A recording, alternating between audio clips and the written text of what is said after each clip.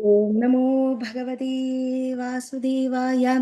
शुक्लाम्बरधरं विष्णुं शशिवर्णं चतुर्भुजं प्रसन्नवदनं ध्याये सर्वविघ्नोपशान्तये। गुरवे सर्वलोकानां विषजे भवरोगिणां निधये सर्वविद्यानां दक्षिणामूर्तये नमः। जन्माद्यस्य यतोऽन्वयातितरतश्चार्तेष्वभिघ्नस्वराट् तेने ब्रह्मकृदाय आदिकवये मुह्यन्ति यत्सूरयः। तेजो वारिमृदां यदा विनिमयो यत्र सर्गो मृषा दाम्ना स्वेन सदा निरस्तकुहकं सत्यं परं धीमहि। धर्मप्रोञ्चितकैतवोऽत्र परमो निर्मत्सराणां सदां वेद्यं वास्तवमत्र विस्तुशबद शिवं शिवदं शातापत्रयोन्मूलनं। श्रीमद्भगवते महामुनिकृते किं वा परैरीश्वरः सद्यो हृद्यवरुध्यतेऽत्र कृतभिः शुश्रूषभिक्षक्षणात् निगमकल्पतरोर्गलिदं फलं शुकमुखादमृतद्रवसंयुधं पिबत भागवतं रसमालयं मुहुरको रसिका भुवि भावुकाः। नारायणं नमस्कृत्य नरं चैव नरोत्तमं देवीं सरस्वतीं व्यासं ततो जयमुदीरयेत्। यं प्रव्रजन्तमनुपेतमपेतकृत्यं द्वैपायनो विरहकातर आजुहाव पुत्रेदि तन्मयतया तरभूभिनेदु तं सर्वबोधहृदयं मुनिमानतोऽस्मि। यस्वानुभावमखिलश्रुतिसारमेघम् अध्यात्मदीपमतितीर्षितां तमोन्दं संसारिणां करुणयाः पुराणगुह्यं तं व्याससूनुमुपयामि गुरुमुनीनां। मूगं करोति वाचालं पङ्गुं लङ्घयति गिरिं यत्कृपातमहं वन्दे परमानन्दमाधवं। यं ब्रह्मा वरुणेन्द्ररुद्रमरुतस्तुन्वन्ति दिव्यैस्तवैः वेदैः साङ्गपदक्रमोपनिषदैः गायन्ति यं सामगाः। ध्यानावस्थितगद्गदेन मनसा पश्यन्ति यं योगिनो यस्यां दन्नविदुसुर असुरगणा देवाय तस्मै नमः। कोमलं कूजयन् वेणुं श्यामलोऽयं कुमारकः वेदवेद्यं परं ब्रह्म वासदां पुरदो मम। बोधैर्महद्भिर्या इमा पुरो विभु निर्माय शेदे यदमूषु पूरुषः भुङ्क्ते गुणान् षोडश षोडशात्मक सोऽलं कृषिष्ट भगवान् भजांसि मे सच्चिदानन्दरूपाय विश्वोत्पत्त्यादिहेदवे तापत्रय विनाशाय श्रीकृष्णाय वयं नुमः। अध पञ्चमोऽध्यायः ऋषभ ऊजुः नायं देहो देहभाजां नृलोके कष्टान् कामनर्कदे बिड्भुजां ये तपो दिव्यं पुत्रगायेन सत्वं शुद्धेद्यस्मात् ब्रह्मसौख्यं त्वनन्दं महत्सेवान् द्वार महाविमुक्ते तमोद्वारं योषितां सङ्गिसङ्गं महान्तस्ते समचित्ता प्रशान्ता विमन्यवासो सौहृदौ साधवो ये वामयीशे कृतसौहृदार्था जनेषु देहं वरवार्तिकेषु गृहेषु जायात्मजरादिमत्सु न प्रीतियुक्ता यादवदार्च लोके नूनं प्रमत्त कुरु देवि कर्म यदिन्द्रियप्रीतय अपृक्नोति न साधु मन्ये यद आत्मनोऽयम् असन्नभिक्लेशद आसदेहः पराभवस्तावदबोधजातो यावन्न जिज्ञासद आत्मतत्त्वं यावत्क्रियास्तावदिदं मनो वै कर्मात्मकं येन शरीरबन्धक एवं मनः कर्मवशं प्रयुङ्क्ते अविद्यायात्मन्युपदीयमाने प्रीतिर्न यावन्मयि वासुदेवे न मुच्यते देहयोगेन तावत् यदा न पश्यत्ययदा गुणेऽहं यस्वार्थे प्रमत्त सहसा विपश्चित् गदस्मृतिर्विन्दति तत्र ताभा आसाद्य मैथुन्यमगारमज्ञः पुंसस्त्रियामिथुनीभावमेदं तयोर्मिदो हृदयग्रन्थिमाकुः अधो गृहक्षेत्रसुधाप्तवित्तैर्जनस्य मोहोऽयमहं ममेति यदा मनो हृदयग्रन्थिरस्य कर्मानुबन्धो दृढ अश्लतेद तदा जनः सम्परिवर्तते स्मात् मुक्तः परं यात्यधिहाय हेतुम् हंसे गुरौ मयि भक्त्यानुवर्त्या मृतृष्णया द्वन्द्वदिदीक्षया च सर्वत्र जन्तोर्व्यवसनावगत्या जिज्ञासया तपसेहेना निवृत्त्या मत्कर्मभिर्मत्कदया च नित्यं मद्देव सङ्गात् गुणकीर्तिनाम्ने निर्वैरसाम्योपशमेन पुत्रा जिहाय सा देहगर्हात्मबुद्धेः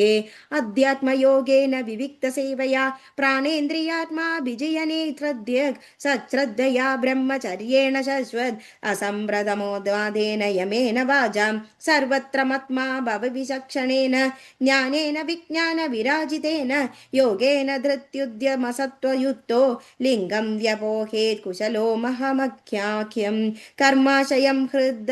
ग्रन्थिबन्धम् अविद्यया साधितम् अप्रमत्तः अनेन योगेन यदोपदेशं सम्यग्व्यपोह्या परमेद योगात् पुत्राश्च शिक्षाश्च नृपो गुरु दुर्वो मल्लोककामो मदनुग्रहार्थः इत्थं विमन्युरनुशिष्यातजज्ञान् नय्योजनेन् कर्मसु कर्ममूढान् कं योजनयन्मजुनार्थलभेद निपादयन्नद्दष्टदृशं हि गर्ते लोकस्वयं श्रेयसि नष्टदृष्टिर्यार्कर्तान् समीहेद निकामकामका अन्योन्यवैरः सुकलेशहेतो आनन्ददुःखं च न वेदमूढक कस्तं द्वयं तदभिज्ञो विपश्चित् अविद्यायामन्दरे वर्तमानं दृष्ट्वा पुनस्तं सकृणः कुबुद्धिं प्रयोजयेदुत्पदगं यदान्दम् गुरुर्न स्याद्वजनो न स्यात् पिता न स्यात् जननी न स्यात् दैवं न तस्या न पदिश्च स्यात् न मोजयेद्यः समुपेत मृत्युम् इदं शरीरं मम दुर्विभाव्यं सत्वं हि मे हृदयं यत्र धर्मः पृष्ठे कृदो मे यदधर्म आरात् अधो किमां वृषभं प्राहुरार्याः तस्मात् मबन्धो हृदयेन जाताः सर्वे महीयां सममुं जनाभम् अक्लिष्टबुद्ध्या भरदं भजध्वं शुश्रूषणं तद्भरणं प्रजानां भूतेषु वीरुभ्य उदत्तमाये सरीषु प्रातेषु सबोधनिष्ठाः तदो मनुष्या प्रमदास्तदोऽपि गन्धर्वसिद्धा विबुधानुगाये देवासुरेभ्यो मघवत्प्रधाना दक्षादयो ब्रह्मसुधास्तु तेषां भवः परो सोदभिरिञ्जवीर्यः समत्परोगं द्विजदेवदेवः न ब्राह्मणैस्तुलते भूतमन्यत् पश्यामि विप्रा किमतः परं तु यस्मिन्द्रभिः प्रकृतं श्रद्धयाहम् अश्नामि कामं न तदाग्निहोत्रे धृदा तनुरुषधी मे पुराणि येनेह सत्वं परमं पवित्रं शमोदमः सत्यमनुग्रहश्च तपस्तितिक्षानुभवश्च यत्र मत्तोऽप्यनन्दात् परतः परस्मात् स्वर्गापवर्गादिपदेर्न किञ्चित् येषां किमु स्यादितरेण तेषा मगिञ्जनानां मयि भक्तिभाजां सर्वाणि मद्दिष्णदया भवद्भिः अचराणि भूतानि सुधाध्रुवाणि सम्भावितव्यानि पदे पदे वो विविक्तबृद्धिस्तदुहार्हणं मे मनोवचोद्यकरणे हि तस्य साक्षात्कृतं मे परिबर्हणं हि विमापुमान्येन महाविमोहात् कृतान्तपाशान विमुक्तमीशेत् श्रीशुक उवाच एवमनुशास्यात्मजान् स्वयमनुश्नानभि लोकानुशासनार्थं महानुभावः परम सुहृद्भो भगवान् ऋषभादेश उपशमशीलानामुपरदकर्माणां महामुनीनां भक्तिज्ञानवैराग्यलक्षणं पारमहंस्य धर्ममुपशिक्षमाणः स्वदनयशतज्योष्टं परमभागवतं भगवज्जनपरायणं भरदं धरणिपालनायाभिशिष्य स्वयं भवन एवोर्वरिदशरीरमात्रपरिग्रह उन्मत्त इव गगनपरिधानः प्रकीर्णकेश आत्मन्यारोपिता हवनीयो ब्रह्मावर्तात् प्रवद्व्राज जडान्दमूगबधिरपिशाचोन्मादगवद वदूदवेशोऽभिभाष्यमाणोऽपि जनानां गृहीतमौनव्रतस्तूष्णीं बभूव तत्र तत्र पुरग्रामा करवेडवाडकर्वड शिबिरव्रजकोश सार्धगिरिवनाश्रम माश्वदनुपदम् अवनीचरापसदैः परिभूयमानो मक्षिवाभिरव वनजर स्तर्जनताडवानावमेन नष्टीवनग्राव शकृद्रजः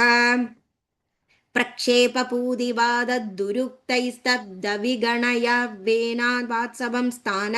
एतस्मिन् देहोपलक्षणे सदवदेश उभयानुभवस्वरूपेण स्वमहिमावस्थानेन सरोपिताहम्ब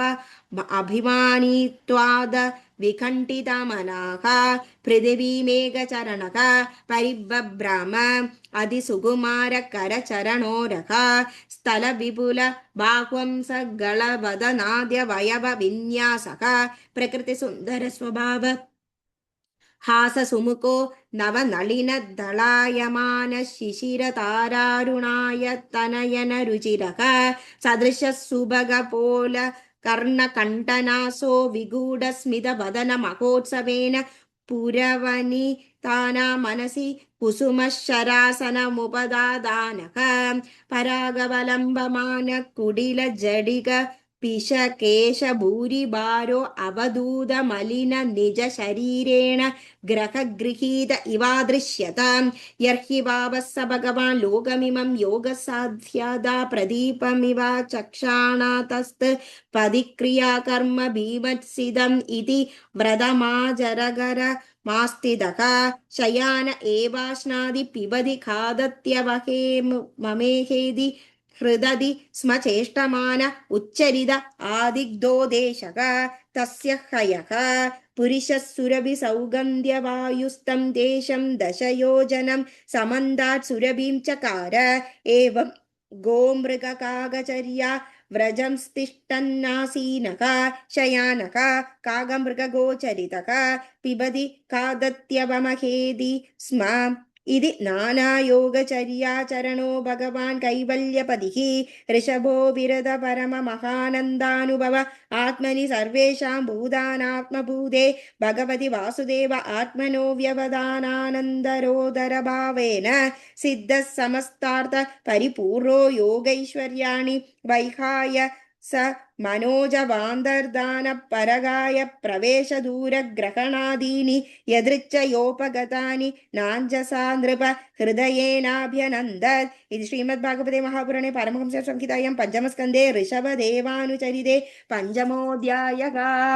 श्रीहरे नमः श्रीहरे नमः गोपिका जीवनस्मरणं गोविन्द गोविन्द ॐ नमो भगवते वासुदेवाय।